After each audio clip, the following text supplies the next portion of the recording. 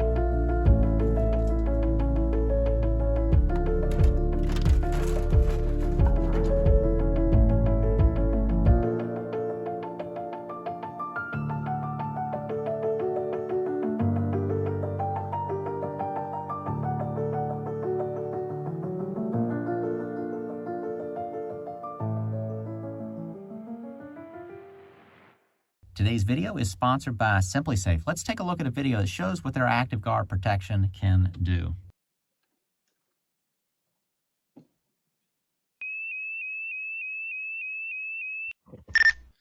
You're being monitored and recorded by SimpliSafe. I am escalating to a dispatch specialist.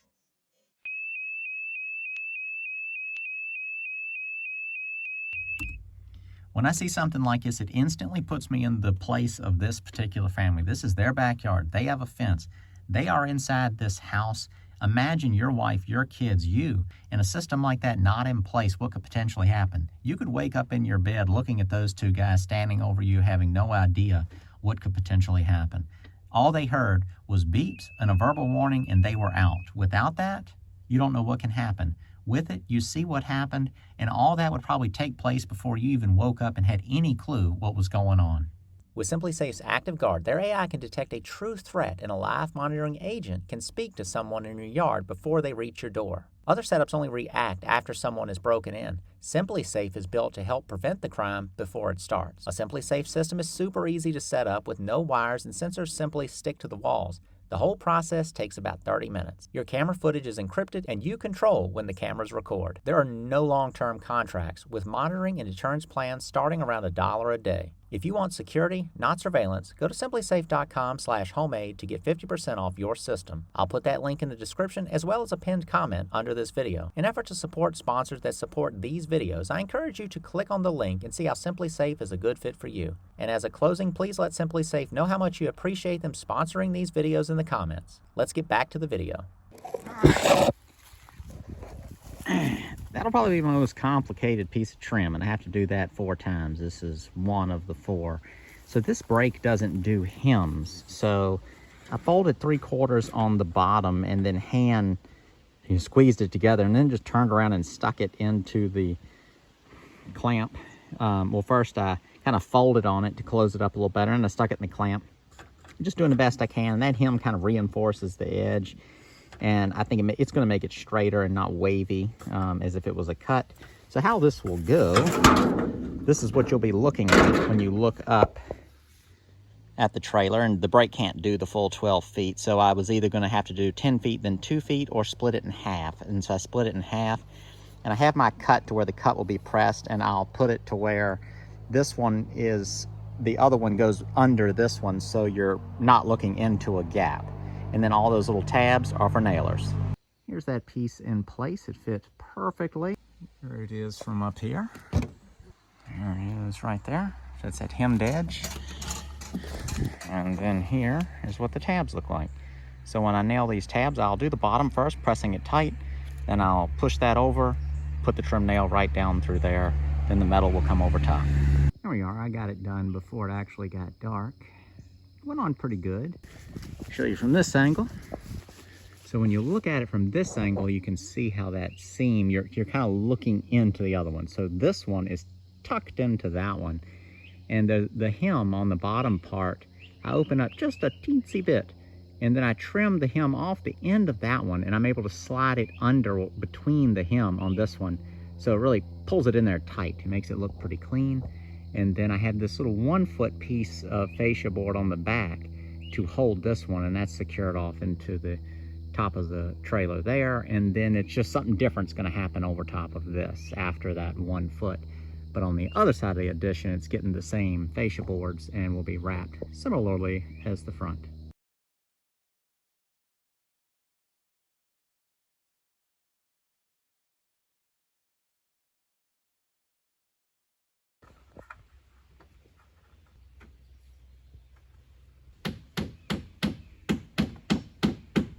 Cut.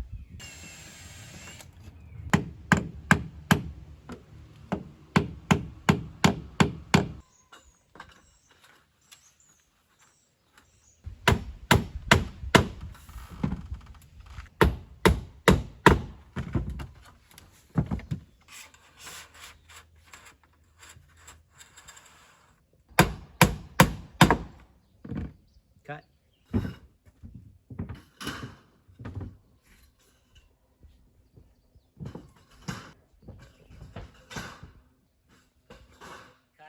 All right, it's ready for metal for the most part. I'll start putting a few pieces down. I'll show you a few things before it gets covered up. This is back off this. This is part above the addition. So it was 2x6s as fascia boards here. Then I had to step up to a 2x4, and the gap is tighter here, and then down there it's raised up. So I just made the same fascia wrap profile, except I didn't put a hem on this. I was just in a hurry and I didn't want to waste time with the hem. This is totally not visible, but I wanted to give that extra strength of the hem on the 2x6 portions.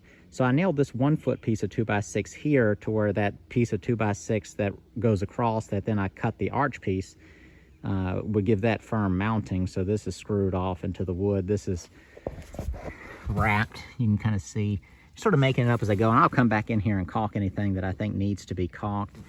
Here's a view of those tabs there. So that worked out really nice. And then I've come back with the drip edge. So the fascia is a full wrap, then the drip edge is over that, then the metal goes over that. So you can imagine looking up at the underside of the metal will be white.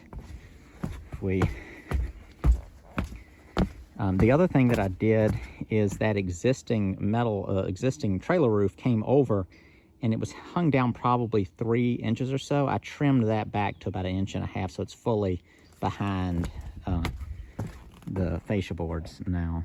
And then fascia boards ran, and again, everything is just run wild at the end, and that will be trimmed off at the convenient spot that it ends on the metal.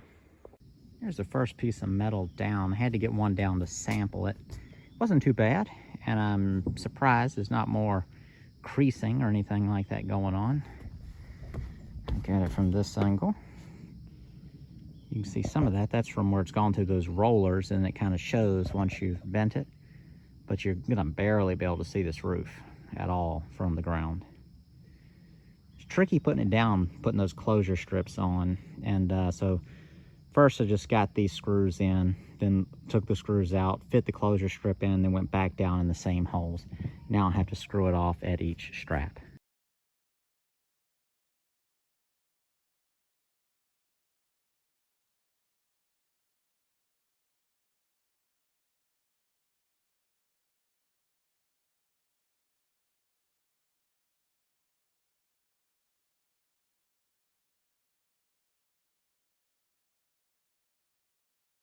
With the metal installed all the way to the end of the trailer, the final piece has just been clamped into place. It's actually only 2 ribs width that I need to complete the roof, so I just have it overlapped onto the roof, indexed on the ribs themselves. This gives me this overhang you see here, which is a little over 6 inches. I think it's 7 inches. And you can see that I have all of the 2x4s are just ran long. So I'm going to make all my marks based on the metal, and then I'll remove the metal, make my cuts, install the board that will go on the face of this, that will create that arch that I'll wrap in aluminum. Then I'm also going to run probably a 2x4 or a cut down 2x6, probably a cut down 2x6 from the inside of here against the trailer to the inside of that one. Then I'll run a piece up and connect into this to give it some support to where it doesn't sag. And then that will create a nailing surface for a soffit of sorts that will get added onto this. And since that is an air gap in there, that could do some venting to the roof. Not so much to cool it down, but any trapped moisture wouldn't stay trapped in there. It would have a place to kind of go and not build up above a certain point. Only other thing to mention is I have the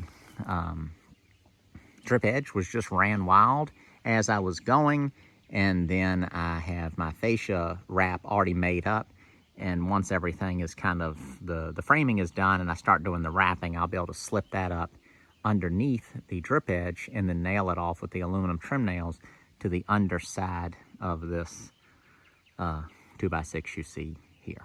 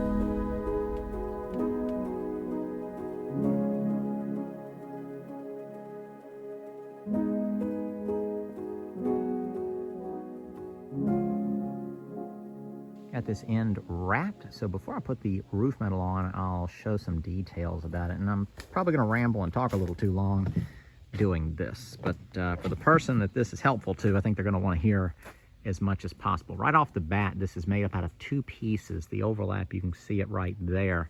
It's overlapped in a direction to where you see it the least amount possible. You can see when you look at it from this way, you can see that seam much more visibly. And as a reference, you can see the black lines run down the trailer. It's the same thing with the siding. So you want to position all that to where you see it the least, I guess, from the most common vantage points. So some of the stuff I didn't show in this whole process because I just need to get it done. But here is this. This is the soffit piece. This is a hemmed joint here. So what a hem is that right there, it's a little fold. So this is a 3/4 inch fold on the back side. This is 1 inch, breaks out 3 3/8 inch, which falls somewhere underneath this 1.5 inch fold in this wrap piece. So it varies as it goes down, but by the time this gets slapped on, makes it look nice and even. I did this fold here to give it some rigidity and some form and to straighten it out. If it was just a hemmed joint, this went straight into the wall without this little bend here, I think that it would have been a little wonky. Every place that it was nailed, it would have kind of had some dips. And then what's in top is a piece of 2x material that has been screwed through this piece to hold that against the wall. So there is the gap behind you. You can see where the light's coming through it currently. I think what I'm gonna do is take some fiberglass insulation and just shove it down in this gap all the way across, just to keep stuff from being able to go up in there. Anything that gets up to here, it's not like rats going up in those holes. It would be lightweight insects. So they're not gonna be able to really push their way through some fiberglass insulation. The other thing that I could do is I could squirt great stuff just along that joint. I'm not a fan of great stuff as much as I want to use it the least amount possible because it glues everything together. So if I ever had to take anything apart or do anything, it makes it trickier. Just some insulation shoved in there would be easier. So here's a look at this corner. My comment on something like this is it looks nice and neat right here. Keep in mind a gutter is going to be run across, so you won't see this nail, you won't see that joint. So it'll just look like a clean wrap coming into it. But with the way I did it, it makes this visible. And this, I think, is one of those things that comes with experience. You would automatically do this the right way if you were a guy who does this all the time. So I think the thing to do would have been to have the fascia piece wrap around 1 inch onto this edge. Then this piece goes in and it would end like this one. And it would be that vertical joint. So the gutter would, again, hide that joint as well, but it would switch this visible joint to right here.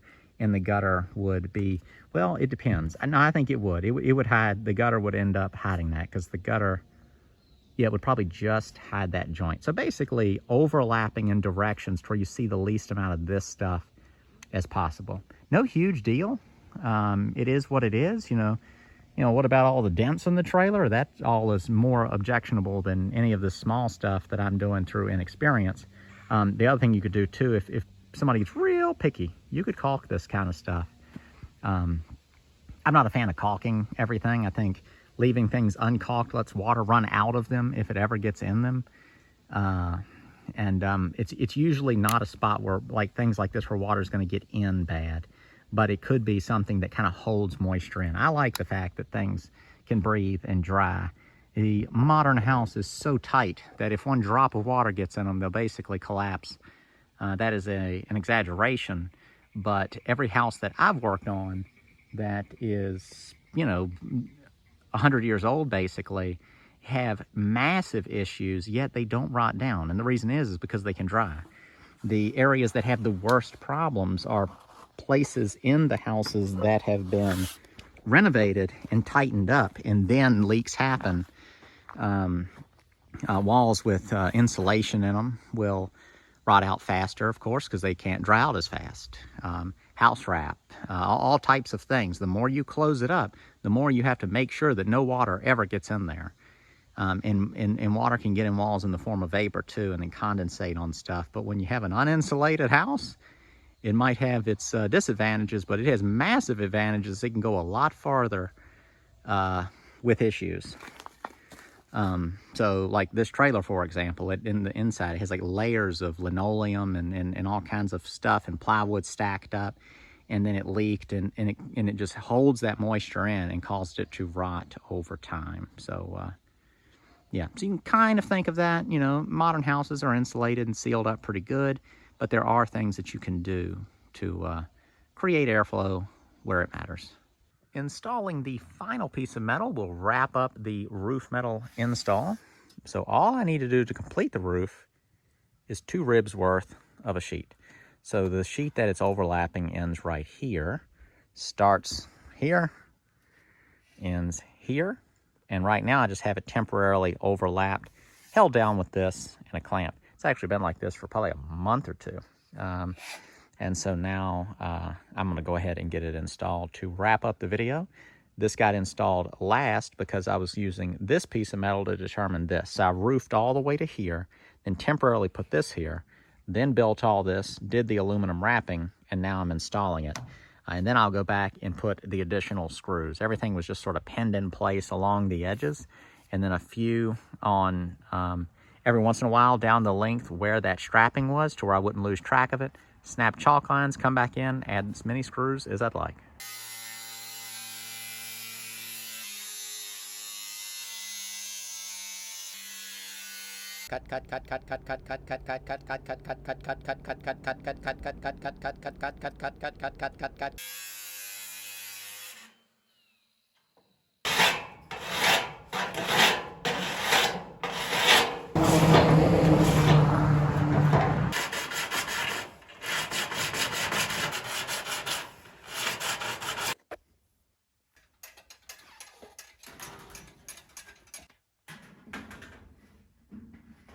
Now I'm going to put on the butyl tape. It is some gray stuff, kind of like caulking. I'm just going to put it right on the top of the rib. Just go to the edge. You're just going to unroll it and just keep it on the rib.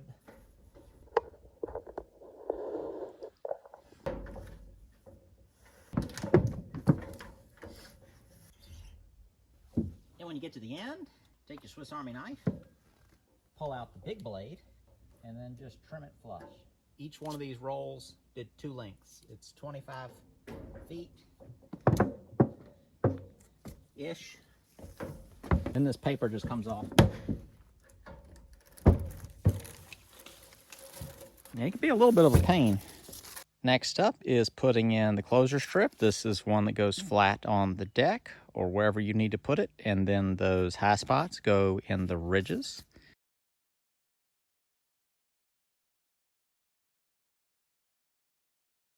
I found the easiest way to hold them in place was to get each side in place and then put a 2x4 across it and a clamp over the fascia board. I'll reach the tripod up there and show you what I'm talking about.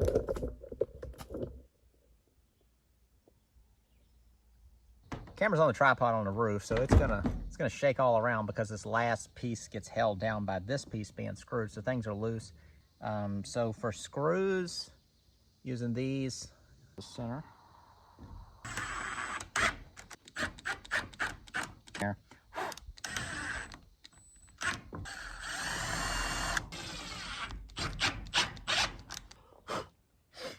Yeah.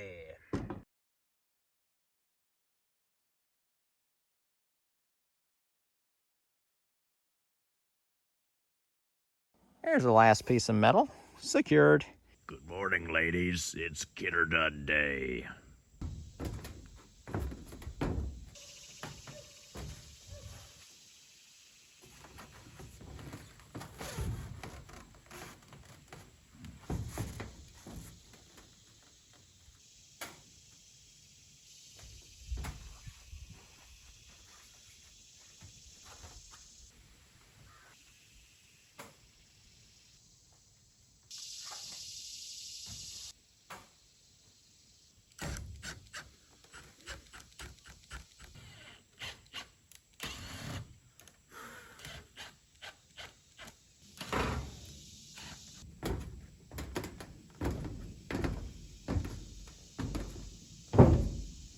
All right, so that is a little tricky, but fortunately my great-grandmother's uncle's best friend is Irish, so I have excellent balance.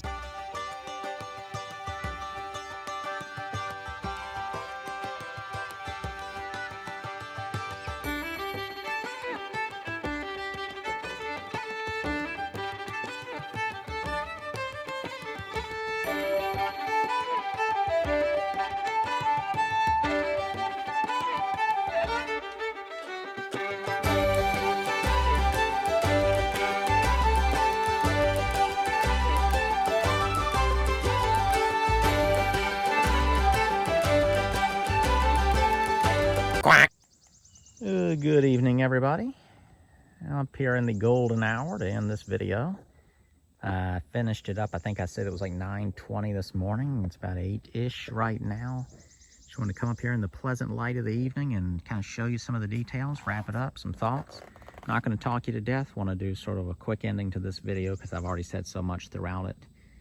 I apologize for not showing the bulk of the metal going down. It was done from like here to here in lightning and thunder and rain, and then from here to the end when it was dumping down rain on my own. So it was, I didn't give a hoot. I would have shut my YouTube channel down before I would have slowed myself down filming that. The way I felt doing it, you know, it was real hectic doing that. Just hard to fool with it was a little windy handling the sheets. I had to do it on my own. I didn't have any help. So I just had to really slap it down and just go as fast as I possibly could. Fooling with that butyl tape in the rain was tricky. You know, the fear of death from lightning striking you, all of it. So comments on it. I started out doing screws every rib on every single strap, 2x4 strap. But then I just, you know, changed plans, and I've done it down the length on all of the overlaps. So you can see those little spots, they look like darker spots. That's just a slight reflection change where the overlaps are. And so it's just screwed on those, and then it's screwed every rib along the length. I think this is better because there's just no penetrations, no holes, no washers to fail in all the places I didn't put screws. Plenty of hold down. If the wind blows hard enough to rip this metal off, these white oak trees that surround the house are going to be, the trailer going to be laying on top of it, so it's not going to be a problem. If a piece ever came off, I would just replace it. Nothing about this stuff. I had a car crash through one of the porches and ripped the whole front of the porch off my house one time, and I had it fixed in a couple days. So that type of stuff, I have a tolerance for that. There's a lot of stuff I don't have a tolerance for, but I'm kind of built for the you know, oh, what if stuff when it comes to houses. I hear something happens, I fall on the floor, I roll around in agony for a few minutes, and then I get up and I go fix it. I'm not at a loss of kind of what to do, and it doesn't really haunt me, the idea that stuff is going to happen in the future. So that's one of those personality traits that, you know, how you handle investment properties or own properties that will, you know, either be good or bad, depending on your personality, how good you handle it at least. What else is there to say about this? I think it's a perfect roof. Perfect roof for a trailer like this. I like it a lot, the way it looks. It's simple. It's in keeping with the overall, you know, single wideness of the whole trailer. The bulletproof nature of it. I prefer this roof over a gable roof because it's seamless. You know, there's a certain vulnerability to this. There's just no vulnerability to this. The wash it's continuous. It's like continuous gutters. There's no spot for it to really mess up. There's less parts. It's simpler. It's less expensive. Go on YouTube, type curved roof, metal roof replacement, that type of thing. And there's an older guy on there that makes some videos about repairing trailers, and he does roofs like this. And I discovered that doing some Google imaging. Saw one was a video, clicked on it after hearing about that you could do this on trailers. And you know, I was shocked that it would take this curve because these ridges are so structural in the metal. And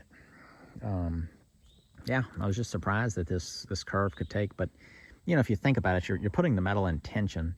If you tried to bend it the other way, it would be much harder. You would kind of collapse the ribs. But in this way, it's holding it in tension.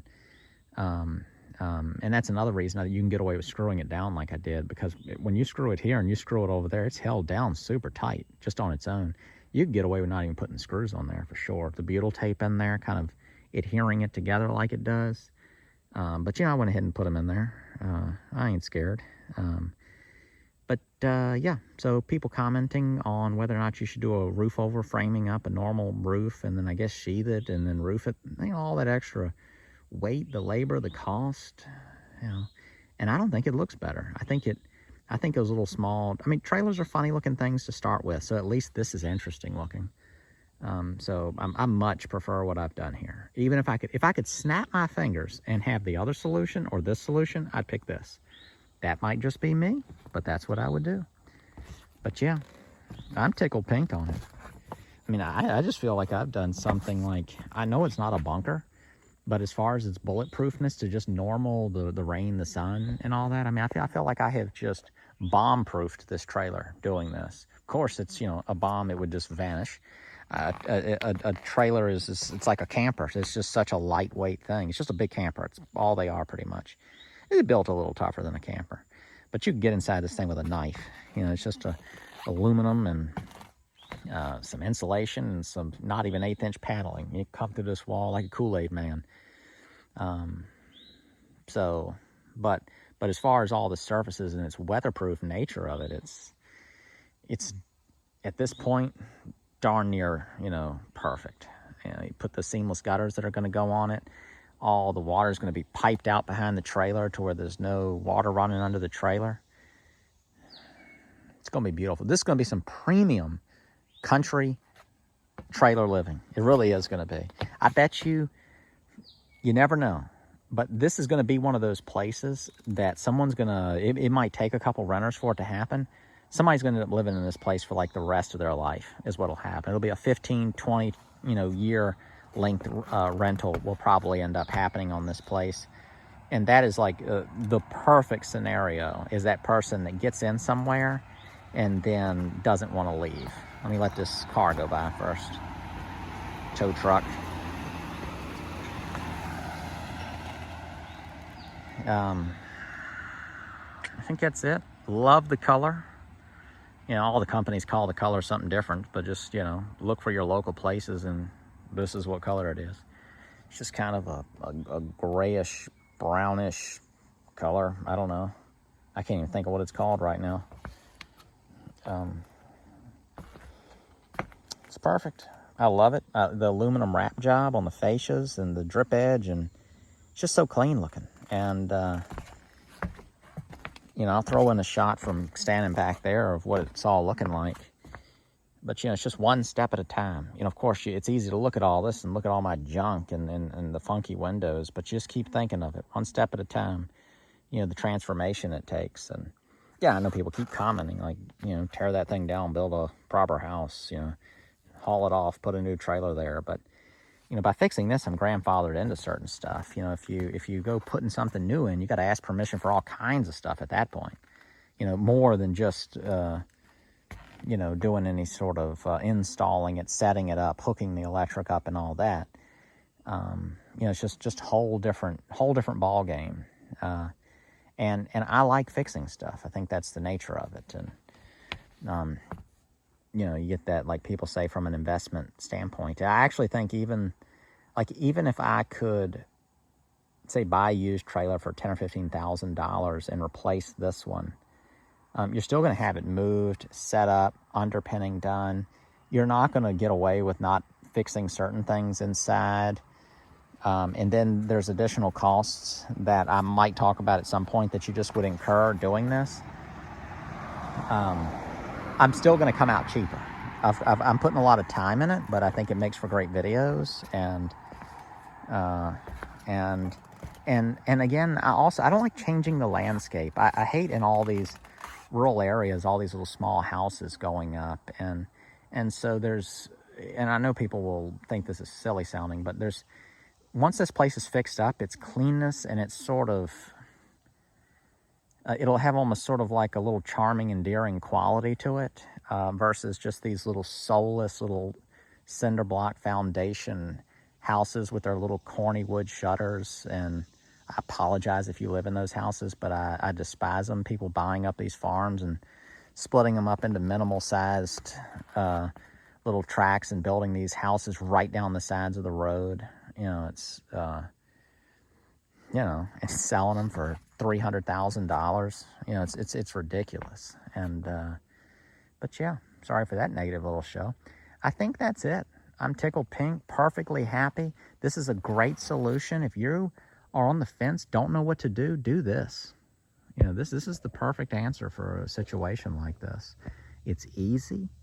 You know, for in the realm of doing this type of work, it's easy. It looks good. You know, you could put that strapping down and then go over it with OSB if you want a solid deck to walk on like this. Like this, I could step anywhere. You know, this you got to be careful walking on it. But, you know, nobody's coming up here.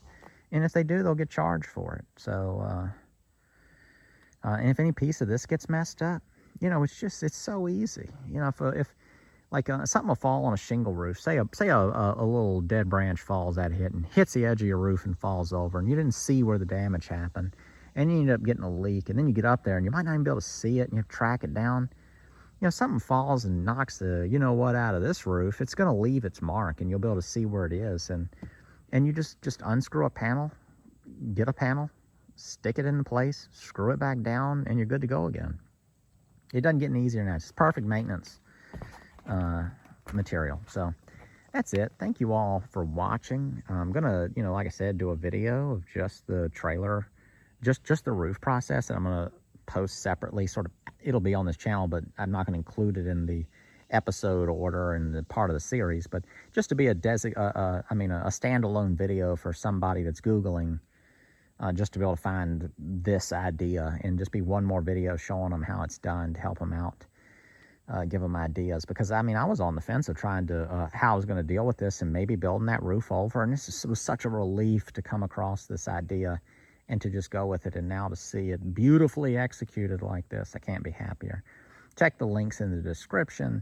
Patreon, there's a PayPal link, there's my book, Cheap Houses, How I Find and Buy Inexpensive Real Estate, how I buy junk like this, and then from there you fix it up and you sell it or you rent it and you make yourself some money and not be locked into whatever it is you do now that you do to make money that many times you hate doing. This sets you free to a degree. You know, of course, it's a lot of work. Y'all have heard me whine about how much it is to do this type of stuff and how tricky it is, but I wouldn't do it if I didn't know it was the right thing for me to be doing, at least. And it's the right thing for many of you to be doing. Yeah. Don't let time pass. Don't let all the excitement kind of watching videos like this sort of satisfy that little thing in you. I heard somebody say one time that you don't talk about your ideas you want to do because that'll release enough endorphins to satisfy you enough to where you don't actually do the thing. So get up and do the thing, whatever it is you want to do, whether it's this or something else.